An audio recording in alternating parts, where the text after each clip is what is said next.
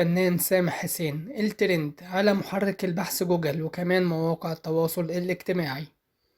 بعد ما اتكلم عن حياته الصعبة قبل الشهرة وإيه هي المعوقات والتحديات اللي بقى يقابلها كل شوية من فترة للتانية في حياته، من صعوبة المعيشة ووفاة والدته وأخوه اللي كان عنده 19 سنة بس، وعن رفض الشغل مع الفنان عادل إمام، وعن حياته الشخصية قبل دخوله عالم التمثيل. قال الفنان: كنا بناكل بواقي أكل قرايبنا.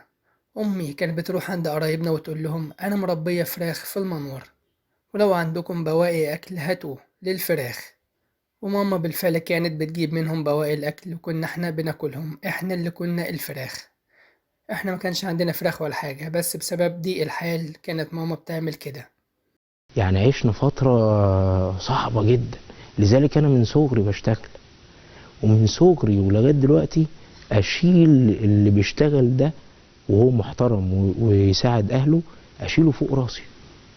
وقال: أنا مش مكسوف أبدا من الماضي اللي عشته قبل الشهرة. أمي كانت منفصلة عن أبويا وهي اللي كانت بتصرف علينا، وأنا اشتغلت حاجات كتيرة قوي. اشتغلت في عوالي وكنت بشيل الطوب والرمل على ظهري لدرجة إن ظهري متأثر لحد دلوقتي من التعب بتاع زمان. ما كنتش بحس بالخجل من الشغلانة دي، بالعكس كنت سعيد. ومن ضمن المواقف الصعبة اللي تعرض لها قال الفنان سامح حسين: في مرة كنت شغال في عمارة من برا، كنت واقف على سقالة في الدور ال17 والسقالة اتحركت وكنت هقع وهموت، وحصل لي حوادث كتيرة قوي وكتير كنت بتكهرب لدرجة إن شعري أبيض وأنا لسه في الثانوية العامة. ومن المواقف المؤثرة جدا والصعبة في حياة الفنان سامح حسين قال: والدتي كانت عيانة وقعدت 6 شهور في المستشفى، وما كانش معايا فلوس أجيب لها كيس دم، وفي آخر أيامها الدكتور قال لي قدامها أسبوعين بس وتموت. ووفاة أمي هزتني قوي ووجعت قلبي، وفضلت 7 شهور بتمنى الموت. وبعد وفاة أمي اتوفى أخويا أحمد وهو عنده 19 سنة بس، وكنت بكافح مع أمي قبل ما تموت لتربية إخواتي.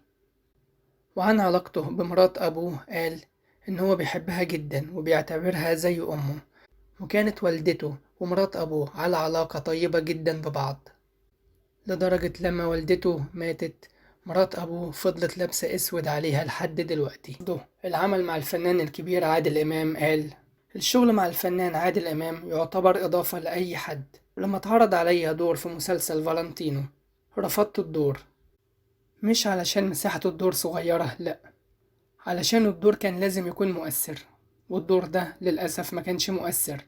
وبعد كده الدور ده أخده الفنان حمدي المرغني. والفنان سامح حسين مواليد 16 ديسمبر سنة 1975، اتولد في شبرا، وحاصل على ليسانس حقوق جامعة عين شمس، وليسانس آداب قسم مسرح شعبة تمثيل وإخراج جامعة حلوان.